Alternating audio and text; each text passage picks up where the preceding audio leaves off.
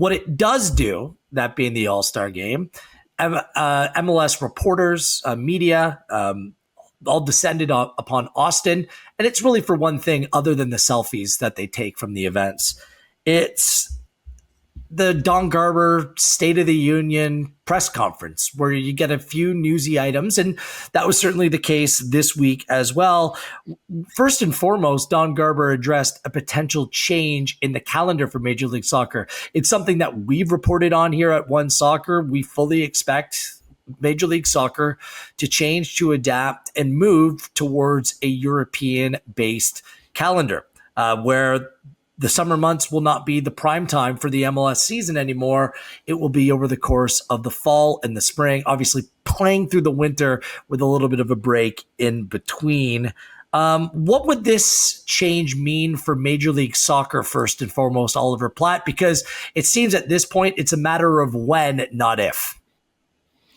Yeah, I think they're going to do it. I think you're right on that. I'm actually a little bit surprised that they're not going to do it next year because it just seems so tempting to have the World Cup finish and a new MLS season start on the new calendar. That feels like a bit of a missed opportunity if you're going to do it anyway, but I guess they don't feel they're quite ready to do it yet. I'm honestly coming around to it. I think it makes sense for them in a few different ways. Obviously, the transfer window being the big one, but I also think it's maybe not as big a change as people think. It is a big change for certain markets, and there's things they're going to need to figure out. I'm not disputing that. But MLS already plays in February and December, and that's what they're going to continue to do. You know, they're not going to play in January. They're going to have this 2-month winter break in the middle of the season. So it's not actually that dramatic a change in terms of the months you're playing in. What you're doing is you're reorienting the schedule so that your biggest games are in better weather in April, May, June, at the end of the season, potentially. So, look, there's going to obviously be knock-on effects here, particularly for the northern clubs and the colder climates. Like, BMO Field would be a real problem because not just because of the weather in Toronto, but because it's so open to the weather and it doesn't give you much protection to it. There's things like that with individual clubs that I think are going to be issues that are going to have to be resolved, and maybe that's why they need the time to do so. But for a lot of this league now, which is becoming increasingly Southern oriented, I do think that there's a lot of things a lot of benefits here that they'll feel that I can see why they're seriously considering it and maybe even committed to it. I mean, Jordan, you grew up playing football in this country. Like, soccer is a summer sport. It's going to completely change that mentality, the way that we've always approached the sport in terms of when and how. Absolutely. And I think for the thing I want to focus on, which Ali kind of touched on, is the fact that the Minnesota United, Toronto FC, both teams in New York as well, like, how are you having that fan base getting the love and support for their club when it will be frigid in a February or a March, and just that weather? Like, what happens? Are all those games played in a different market for the first 10 matches? But you got to send them on the road, for a period. Like, that part for me, I know, when, like, even with TFC covering them and watching them closely throughout the years, it's like it favors obviously the other team that gets to host matches and play in a warmer climate. Like, I just feel as if when you look at it in Canada specifically, but just also in North America, soccer's a summer sport. Like, and you want to be able to go with your family, go with your friends, kick up at a game, enjoy a beer, whatever it might be, in the summer. Like, to have that in February, but then also in only certain markets, it just feels weird to me. That's it. And, like, I see your reasoning, Ollie.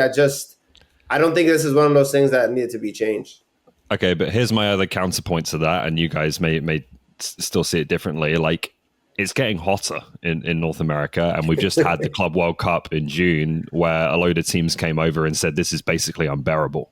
So, like, there's even a climate issue, I think, now in the summer as much as there is in the winter to a certain extent. Well, I think that's got to figure in as well. I remember how the winter played out, and it was bloody cold this year. It was awful for a very long period of time. Look, like, I understand why they're approaching this, and I understand the ways that'll work. Aside from just, changing the way that we approach the sport in North America. Again, it's a summer sport.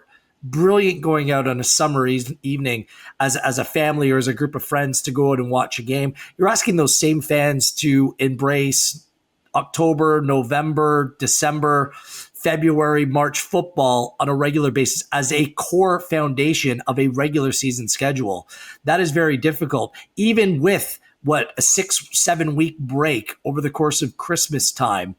There are clubs that it won't be the preference to have home games during the coldest of cold months of the year.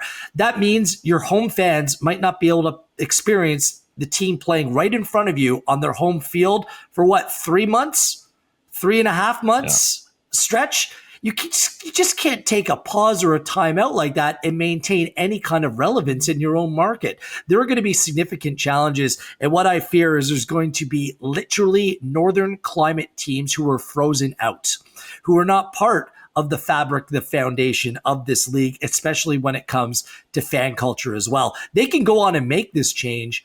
I just wonder what it actually means for the bottom line.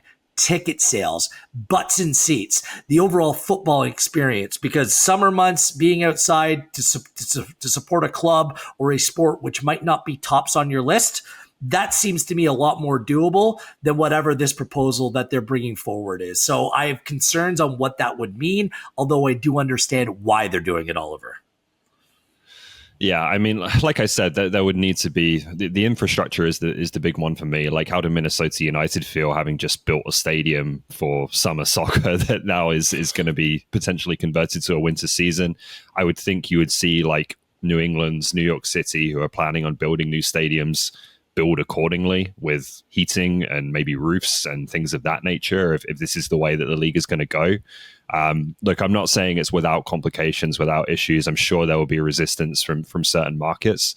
I can just see the benefits for a lot of other markets in the league as a whole as well. I just don't understand that the transfer window, like whether you're South America, Scandinavia, Australia, like everyone has their own calendar years that they abide by, and they work it out when it comes to the transfer schedule. I just don't understand what the need to do this here, but based upon the knock-on effect, how it could negatively affect the product. And at the same time, Oliver, I know they're different time zones, but then you're playing in the exact season as some of the biggest leagues in this world. With all due respect to Major League Soccer, it's not on the same level as the Premier League, as La Liga, as Serie A right now. So then you're going to be compared based upon the time that you're playing. You're going to be trying to drag eyeballs who've already watched Premier League games, who've already watched Champions League games, Europa League games, La Liga games, and say, well, then come on and watch our product that night. Like, it's, I don't know. It's to me, it's a difficult sell. I think they have a sweet spot playing in this schedule when the other leagues really aren't in their sweet spots as well. You're not only competing against the hockeys and the basketball worlds, you're competing against other football leagues as well if you're going to change that calendar.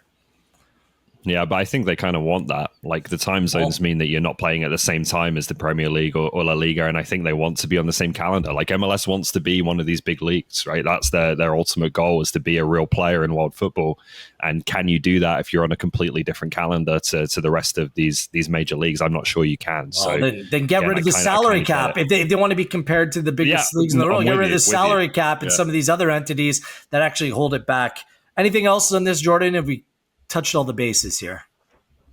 Just curious to see what happens. I'm reluctant to change.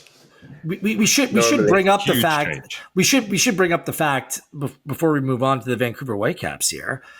There could be an effect for the Canadian Premier League as well. It's been well documented that Stade Saputo in Montreal is not winterized. I wonder what that means for the future of their club when the discussion has come about how financially viable they are in the first place. A change in calendar could be a death knell for that club when it comes to a Major League Soccer future. And if the Canadian Premier League, just in terms of Canadian eyeballs, are the only show in town over the summer months, doesn't that kind of increase potentially the CPL standing in the soccer space overall, not only in Canada, but in North America as well? Jordan, I'm curious your thoughts on this. Yeah, I think it should, and I think it will. I think it's always interesting, even when I played in the league and even now, talking to people about the Canadian Premier League. And obviously, we know we cover it every day and every weekend, and we could talk about the intricacies of the league. But other people are like, oh, so you're playing Toronto FC? It's like, no, those are Canadian teams that play in the American League, but just happen to have three cities in Canada. But having our own league where our own people are coming in, this is what you want. And I think in the future, we're probably going to get this with the CPL in 5 years plus. But this would just expedite that process of having true fans coming out all the time and really having what we talked about, where you're bringing your friends, you're having your beer, you know your time from March to November. There's games all the time, and they're exciting, and you can feel people in the stands. This is what you want, people in different markets. You want the league to grow. It would just be nice to have it under one umbrella and knowing that this is the time for the Canadian Premier League to rise. Yeah, and this is why we have the CPL. One of the many reasons why we have the CPL is because we can do what works for Canada in the Canadian Premier League, right? And can you expect Major League Soccer, which is an American league, if they think that this makes sense for Miami and LA and all of those different places, to say, well, it doesn't really work for Montreal and Toronto up in Canada, right? Like, I don't think that's going to hold them back here. That's Absolutely why we have our own league to do what works for us. Yeah, interesting. And I wonder if the fact that if the two leagues are playing at different times, there's ways that there can maybe be a little bit more cooperation between entities as well. So it's certainly something to look out for, and there will be a knock-on effect when this potential calendar change is made. Before we go, let's address the Vancouver Whitecaps situation. The question was asked of Commissioner Don Garber at All-Star about the future of the Vancouver Whitecaps, whether there was any updates.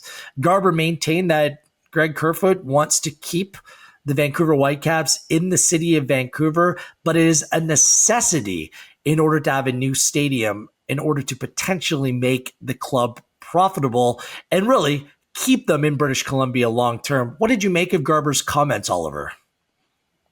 I thought it was pretty much just vocalizing what everyone's understanding probably should be at this point, which is build a soccer-specific stadium and find a solution there, or the team goes. Like, I think that's what essentially what it boils down to with this Whitecaps sale and with the ability to keep the team in Vancouver. So now we wait and see, can the existing ownership group like set that up in the way that they seem to be trying to for a new ownership group? Is a new ownership group going to come in and lead those plans? How does that work exactly? I don't think is entirely clear, but that's what's going to be needed.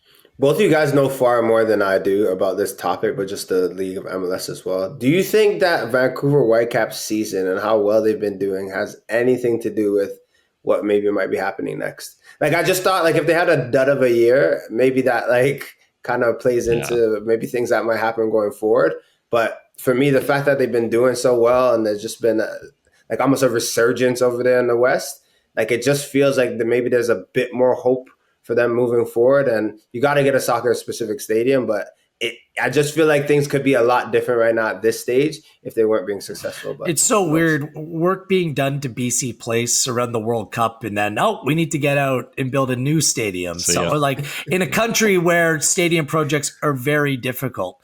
Can I give an educated guess based upon what I've been hearing and people I've been talking to, what may be going on here? Just want to give me a moment here. I think there's two things going on at once here. I think the ownership side of things is very compelling. I've said this for a while on this program. I do think that there are parties or a party that is interested in coming on and potentially having a majority ownership stake in this team. I think that there's a chance that Greg Kerfoot could stay around with the minority share of this team and stay involved. I think that is a realistic possibility here. But I think that potential ownership deal is being done separate from any potential stadium deal. But the success of either project relates directly with one another. I think the Vancouver Whitecaps are in a position where they need to approach the stadium deal with a level of creativity. I think that they're going through a lot of different options about maybe who they can partner with separate from ownership, a separate group, in order to make a stadium deal a reality. What sacrifice, what kind of red tape might be needed to be cut in order to make that sort of thing happen. I do think there's an avenue for success on both fronts, the stadium front and the ownership front, but they're being done completely separately, which makes aligning on any kind of deal like that very difficult. So I think that this is going to take time, but I do think there's a path to keeping this team with a new stadium in the city of Vancouver. I just don't think it's straightforward or simplistic. It's going to be a very delicate deal to balance out and to ensure the needs and requirements of all parties are addressed here. So that would be my educated guess here. I can maybe go into a little bit more detail in the future, but that's kind of what I think is happening here. Interesting. Yeah, we'll leave it at that.